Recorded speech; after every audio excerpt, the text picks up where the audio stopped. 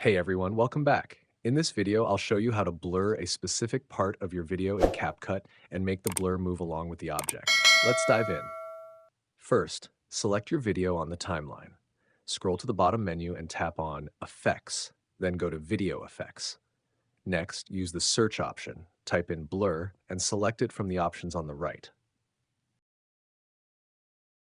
Once the blur effect is applied, press Cancel to return to the timeline. Click on the video again and extend the blur to match the duration of your clip.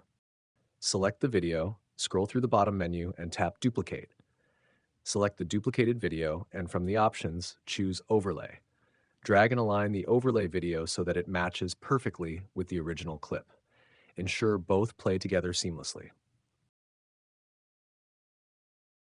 Now, select the overlay video and scroll to the bottom menu. Look for the mask option and tap on it. Choose Rectangle from the shapes, then click on Invert at the bottom left.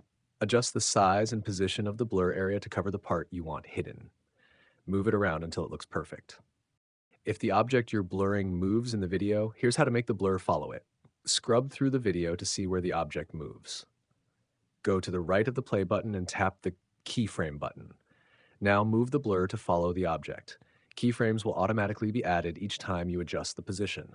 Repeat this process as needed to ensure the blur stays on the moving object. Once you've set all your keyframes, click on the play button to preview your work. You'll notice the blur moves smoothly with the object, keeping it hidden throughout the video. And that's it. You've successfully blurred and tracked a moving object in CapCut.